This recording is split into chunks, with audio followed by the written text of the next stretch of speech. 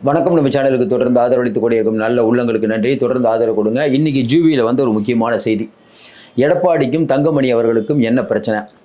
இன்னைக்கு வந்து எம்ஜிஆர் மாளிகையில் நடந்தது என்ன? திடீர்னு பார்த்தீங்கன்னா ஃபைல்கள் எல்லாம், அதாவது தங்கமணியோட ஃபைல்கள் எல்லாம் இன்னைக்கு வந்து லஞ்ச ஒழிப்புத்துறைக்கு ஒரு 4 வாரத்துக்கு முன்னாடி போயிருக்கு. ஏற்கனவே உங்களுக்கு தெரியும், இங்கே மார்ச் மாதம் வந்து அமித்ஷா அவர்களும் எடப்பாடி அவர்களும் சந்திக்கும் போது அவர் இல்லை. இதையும் தாண்டி டெல்லிக்கு போய் எல்லாருமே முனுசாமி உள்ளிட்ட தலைவர்கள்லாம் வேலுமணிலாம் போய் பார்த்தாங்க. சிவி சண்முகம்லாம் போனார். அப்பையும் தங்கமணி மிஸ்ஸிங். எப்பயுமே மணிகள் இல்லாமல் எடப்பாடி மூவே பண்ண மாட்டார் அப்படின்னு பெரும்பாலும் அதிமுக வட்டாரத்துலையும் சரி, வெளியில் மக்களுக்கும் தெரியும். இன்றைக்கி தங்கமணி வந்து எந்த அளவுக்கு அமைச்சரில் பவர்ஃபுல்லாக இருந்தாருங்கிறது நாடறியும். வேலுமணி தங்கமணி மணி பிரதர்ஸுங்கிற அளவுக்கு, அதாவது டெல்லியில் பார்த்தீங்கன்னா எந்த அளவுக்கு வேலுமணி செல்வாக்காக இருந்தாரோ அந்த அளவுக்கு பிஎஸ் கோயல்கிட்டலாம் பார்த்தீங்கன்னா தங்கமணி அவ்வளோ செல்வாக்கு. கடைசியாக வந்து எடப்பாடி பழனிசாமி கூட்டணிலாம் இல்லைன்னு அறிவித்ததுக்கு பிறகு கூட ஒரு நாள் தங்கமணியும் வேலுமணி மட்டும் போய் பிஎஸ் கோயலை பார்த்துட்டு வந்தாங்க.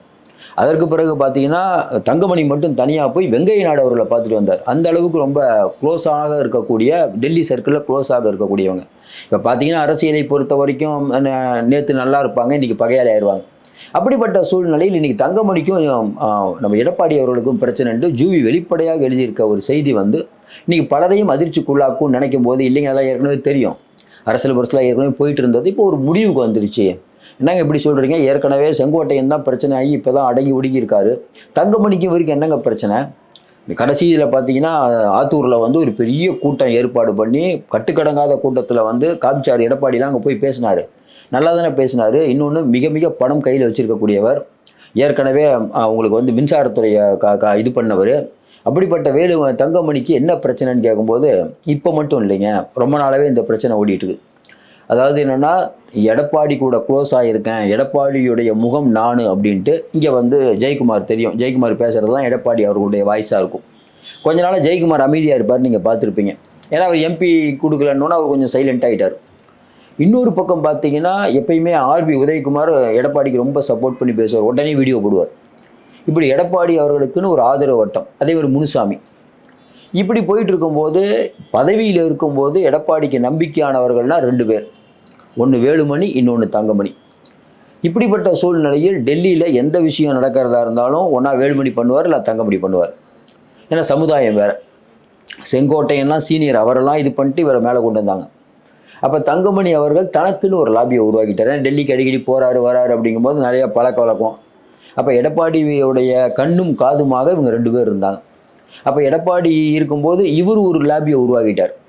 என்ன பிரச்சனை வருதுன்னா, கொஞ்ச நாளைக்கு முன்னாடி வந்து எடப்பாடி பழனிசாமி பிஜேபி விட்டு வெளியில் வரார். வந்த உடனே இவர் என்ன நினைக்கிறாரு, எல்லாரும் அதை விட்டு கட் பண்ணிடணும், இனிமேல் அவங்ககிட்ட ஒட்டும் இல்லை உறவும் இல்லைங்கிற ரேஞ்சுக்கு எடப்பாடி போயிட்டார். ஆனால் தங்கமணி அதை இன்னும் அந்த அந்த அந்த அந்த பாயிண்ட் இன்னும் விட தயாராகலை. அவர் ஒரு டீலிங் அங்கே பாட்டுக்கு தனியாக போயிட்டுருக்குது. அப்போ என்னென்னா, யாரை வேணால் ஏதாவது பண்ணுங்கள், என்னை விட்டுருங்க, நான் வந்து உங்கள் குட் புக்கில் இருக்கேன் அப்படின்ட்டு.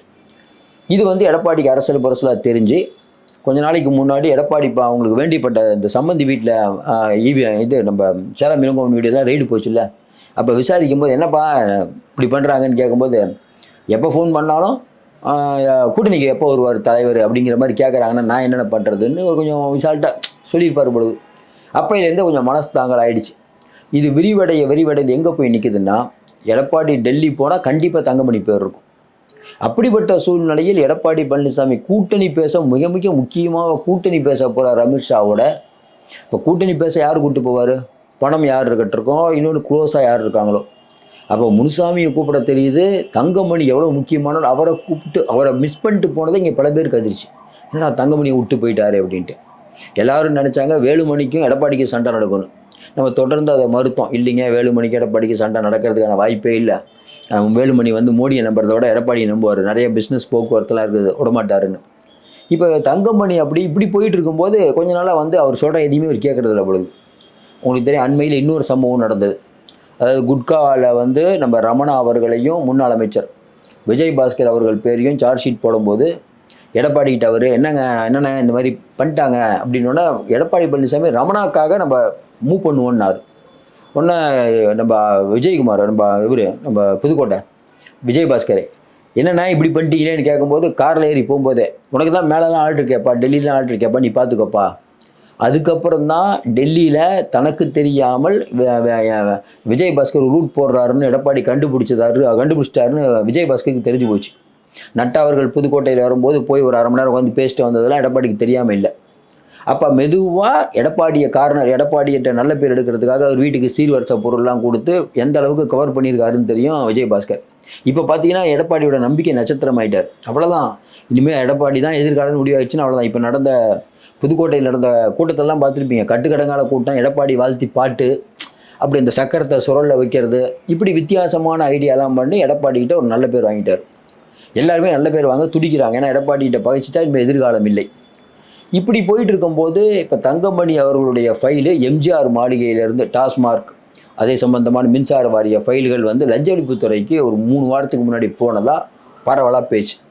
அப்போ இதை யார் கொடுத்துருப்பாங்கங்கிறது உங்களுக்கு தெரியும். எம்ஜிஆர் மாளிகையிலேருந்து போனால் அப்போ அதாவது என்னென்னா இது வந்து கன்ஃபார்ம் அப்படின்னு இன்றைக்கி தங்கமணி தரப்பில் நினைக்கிறாங்க. ஆனால் இங்கே வந்து அப்படி எப்படிங்க கொடுப்போம், நாங்கள் கொடுப்போம், லஞ்ச ஒழிப்புத்துறை ஏதோ பண்ணுது, நாங்கள் எப்படி கொடுப்போம், அண்ணன் மேலே கோவங்கிறதுக்காக இந்த மாதிரிலாம் பண்ணக்கூடாது, அவரெலாம் அந்த மாதிரிலாம் பண்ணுற ஆள் இல்லை. வெளியிலேருந்து பார்க்கும்போது எடப்பாடி இதை பண்ணுற மாதிரி நமக்கும் தெரியல. ஆனால் ஜூவியில் எழுதியிருக்காங்க அது இல்லை ஃபைல் அங்கே போனதா தங்கமணி நினைக்கிறார். இதுக்கு காரணம் அப்போ எனக்கும் ஒரு காலம் வரும் அப்படின்னு வெயிட் பண்ணிகிட்டு இருக்காரு அப்படின்னு அந்த கட்டுரை முடியுது. இதை வச்சு ஒன்று புரிஞ்சுக்கலாம். தொடர்ந்து நம்ம சொல்லிகிட்டு இருக்கோம். இப்போ திமுகவில் ஒரு பிரச்சனை நடக்குது. இப்போ உதயநிதி அவர்கள் சரியாக எந்திரிக்க மாட்டாரு, முதலமைச்சருக்கு உறுதுணையாக இருக்க மாட்டாருன்னு அவங்க சொல்கிறதையும் நம்ம சொன்னோம். உதயநிதியை பற்றி அதிர்ச்சி செய்தி வெளியிட்ட ஜூவி நம்ம சொன்னோம். அப்போ இதையும் சொல்ல வேண்டிய கட்டாயம். இப்போ 2 பேரையும் பேசணும்ல. இவரை மட்டும் பேசிகிட்டு இருந்தேன்னு வச்சுக்கோங்களேன், திமுகவே அட்டாக் பண்ணிகிட்டு இருக்கோம் அப்படின்னா சரியான வாதமாக இருக்காது. அதான் நம்ம சொல்கிறோம்.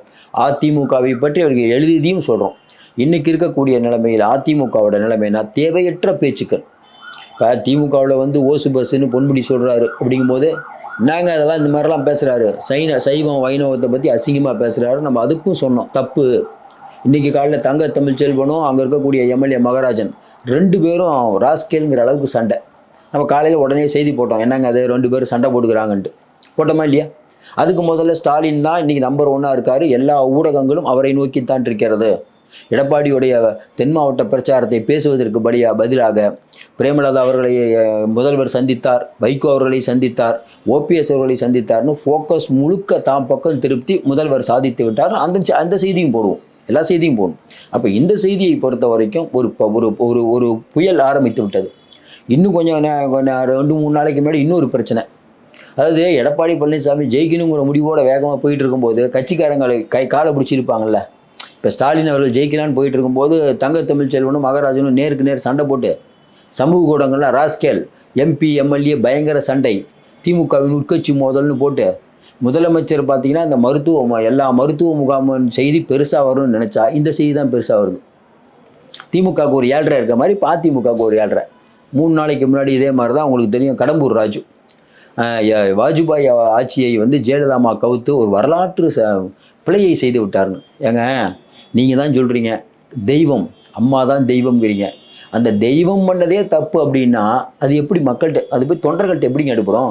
தொண்டர் என்னங்க நினைப்பான்? அப்பா ஜெயலலிதா அம்மா போச்சுப்பா, ஒரு ஓட்டில் வாஜ்பாயை தோக்கடிச்சு இந்தியாவில் யாரும் பண்ணாத சாதனை ஒரு முதலமைச்சர் யாராவது பண்ணியிருக்காங்களா? இது வரைக்கும் மம்தா பானர்ஜி பண்ணியிருக்காங்களா? கலைஞர் பண்ணியிருக்காரா? பக்கத்தில் எத்தனையோ மாநிலங்கள் இருக்குது, பண்ணாங்களாப்பா? யாரும் பண்ணலப்பா. எங்கள் அம்மா நேராக போய் ஒரே ஒரு ஓட்டை தோக்கடிச்சு சோனியா காந்தியோட டீ பார்ட்டி பண்ணி வந்தாங்களா இல்லையா? கொஞ்சம் யோசனை பாருங்கள். இது எவ்வளோ பெரிய சாதனை. இன்னொன்றுங்க, இதை ஏன் இப்போ பேசணும்? கடம்பூர் ராஜுக்கு என்ன அவசியம் வந்தது? அப்போ சொல்கிறாங்கள்ல கொடுக்குற காசுக்கு மேலேன்னு சொல்லுவாங்கள்ல. ஏற்கனவே பிஜேபியை பார்த்து நீங்கள் நடுக்கிட்டு இருக்கீங்க. உங்கள் மேலே ஈடி விட்டதுனால ஈடி விட்டுருவோன்னு பயமுறுத்தினார். உடனே எடப்பாடி வந்து கூட்டணிக்கு வந்துட்டார். பிஜேபி மட்டும் நினச்சேன்னா அதிமுக உண்டு இல்லாமல் பண்ணிடுவார். அதனால தான் இவங்க போய் கைகட்டி எல்லாம் போய் பிஜேபியோட ஜாயின் பண்ணிட்டாங்கன்னு எதிர்கட்சி பிரச்சாரம் பண்ணிகிட்டு இருக்கும்போது அதை வலுப்படுத்துகிற மாதிரி பேசுகிறாருல. இப்போ இந்த பேச்சு எதுக்கு? பிஜேபியை குளிர்விப்பதற்காக இப்போல்லாம் பேசலாமா? இப்போ கடம்பூர் ராஜுக்கெல்லாம் தேவையில்ல இந்த பேச்சு இல்லை. அது இப்போ எடப்பாடி பழனிசாமிக்கு இதெல்லாம் சிக்கலாக இல்லையா?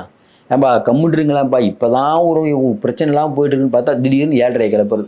கொஞ்ச நாள் வரைக்கும் அண்ணாமலை 7.5 கிளப்பிட்டு இருந்தார். இந்த மாதிரி சில 7.5 அங்கேயும் உண்டு. அது தொடர்ந்து சொல்லிட்டு இருக்க மாதிரி இன்னைக்கு தங்கமணி அவர்களுக்கும் எடப்பாடி அவர்களுக்கும் பிரச்சனைன்னு ஜூவி போட்டதை கண்டிப்பாக பெரும்பாலான மக்கள் நம்புவாங்க. ஏன்னா அவங்க நல்லா தெரியுது. எங்கப்பா எடப்பாடி கூட எப்பயுமே தங்கமணி இருப்பார், தங்கமணி ஆளை காணமே. இப்போ நீங்கள் பாருங்களேன், எந்த கூட்டத்தில் எடப்பாடி கூட தங்கமணி போயிட்டு இருக்காரு பார்த்தீங்களா நீங்கள்? இன்னும் குறிப்பாக சொல்லணுன்னா எடப்பாடி எப்பயுமே பிரச்சாரத்துக்கு போனார்னா ஃபஸ்ட்டு ஒரு கொங்கு மண்டலம் வேலுமணி, அடுத்தவர் நாமக்கல் கீமக்கல்லாம் போயிருக்கணும். ஆனால் என்னமோ தெரியல, 2 பேரும் ஒரு அவாய்ட் பண்ணிட்டு இருக்கிறத பார்த்தா ஏதோ சம்திங் நடந்துட்டு இருக்கு, ஏதோ ஒன்று நடந்துட்டு இருக்கு. பணம் வைத்திருக்கக்கூடிய தங்கமணியை எடப்பாடி புறக்கணிக்க வேண்டிய அவசியம் இல்லை. ஏன்னா வரக்கூடிய தகவல் என்னென்னா, ஒன்று வேணாம், இது டெல்டா மாவட்டத்தில் வந்து பெரிய அளவுக்கு எல்லாரும் செலவு பண்ணிகிட்டு இருக்காங்க. அங்கே இருக்கக்கூடிய ஹோட்டலு, கல்யாண மண்டபம் எல்லாம் வச்சுட்டு இருக்கக்கூடிய மாஜி அமைச்சர், முன்னாள் அமைச்சர் செலவுக்கு பணமே கொடுக்கலையாம். தேர்தல் நேரத்தில் பெருசாக செய்கிறங்கிறாங்க, எல்லாம் புலம்பி தீர்த்துருக்காங்க. அது வேற ஒரு பக்கம், அது ஒரு இஷ்யூ போயிட்டு இருக்குது. அப்போது அரசியலில் வந்து நம்ம சாதாரணமாக நினச்சாலும் இவ்வளோ விஷயம் கிட்டிருந்து கொண்டிருக்கிறது. இப்போதைய பெரிய பிரச்சனை எடப்பாடி பிரச்சனை வந்து இந்த பிரச்சனை. அதுவும் இல்லாமல் இந்த பக்கம் வந்து திமுக வியூக வகுப்பாளர்களை வச்சுட்டு என்னென்னமோ பண்ணிகிட்டு இருக்காங்க. உங்களோட ஸ்டாலின் ஏதோ ஒன்று பண்ணிகிட்டு இருக்காங்க. அதாவது தொடர்ந்து ஒட்டு மொத்தமாக பார்த்தீங்கன்னா நீ தமிழக அரசியலுடைய ஃபோக்கஸே முதல்வர் அவர் பக்கம் திரும்பிட்டது. அது நல்ல மூவ். காலையிலே நம்ம சொன்னோம், நல்ல மூவ். இன்றைக்கி முதலமைச்சர் வந்து ஓபிஎஸ்ஸை சந்தித்தது நல்ல மூவ். ஓபிஎஸ்ஸை வச்சு எடப்பாடியை திட்ட விடுறது சூப்பரான மூவ். அதே மாதிரி அதிமுக கூட்டணியில் இருக்க பிஜேபிங்க தேமுதிக தேடி வரும்போது மக்கள்கிட்ட தேமுதிக 1/2% இருக்குன்னு வச்சுக்கோங்க. ஆனால் இன்றைக்கி வந்து ஒவ்வொரு தொகுதியிலையும் 200, 300 ஓட்டில் கூட இன்றைக்கி வெற்றி தோல்வி முடிவாகுது. வரக்கூடிய தேர்தலில் நெக் டு நெக் ஃபைட்டு. அப்போ எந்த வாய்ப்பையும் திமுக விட்டுறக்கூடாது. எங்ககிட்ட வரலினாலும் பரவாயில்லைங்க, ஏடிஎம்கேக்கு போயிடாதீங்க, விஜய்கிட்ட போங்க, நாங்களே ஃபண்டு கொடுக்குறோம், நாங்களே ஆள் கொடுக்குறோம். மாநாடு போகிறீங்கன்னா நாங்களே ஆள் கொடுக்குறோம். பிரேமலதா அவர்கள் சுற்றுப்பயணம் போகிறாரு, உடனே ஒப்புதல் தராரு டிஜிபி. தந்தாரா இல்லையா? கொஞ்சம் யோசனை பாருங்கள். இதெல்லாம் இப்படி வேகமாக நடக்குது. அப்போ ஒரு 1/2% இருக்கக்கூடிய யாரையும் விட்டுறக்கூடாதுன்னு திமுக நினைக்குது. ஒரு நல்ல மூவ். தொடர்ந்து அவர்களுக்கு, அதாவது கலைஞர் அவர்களே செய்யாத ஒரு சாதனை என்னென்னா, ஸ்டாலின் அவர்கள் பண்ணது என்னென்னா, கூட்டணியை இந்த அளவுக்கு மெயின்டைன் பண்ணுறது. ஒரு எலெக்ஷனில் 2வது எலெக்ஷன்லேயே கூட்டணி புட்டுக்கும். ஆனால் இன்றைக்கி அவ்வளோ கூட்டணி கட்சியை மெயின்டைன் பண்ணி அப்படி இப்படின்னு ஏதோ ஒன்று பண்ணாலும் ஓட்டிகிட்டு இருக்காரு பாருங்க. அது முதலமைச்சருடைய அது வந்து அந்த திறமையை எப்படி அதிகாரிகளால் திமுக ஆட்சி கெட்ட பேர் நம்ம சொல்கிறோமோ அதே போல் இந்த கூட்டணியை மெயின்டைன் பண்ணுறதுல ஸ்டாலின் கரெக்டாக பண்ணிகிட்டு இருக்காருன்னு சொல்லலாம். தொடர்ந்து நமக்கு ஆதரவு கொடுங்க. நிறைய அண்மை தகவலை கொடுத்துட்ருக்கோம். மீண்டும் சந்திப்போம். சப்ஸ்கிரைப் பண்ணி பார்த்து ஊக்கம் கொடுங்க. நன்றி, வணக்கம்.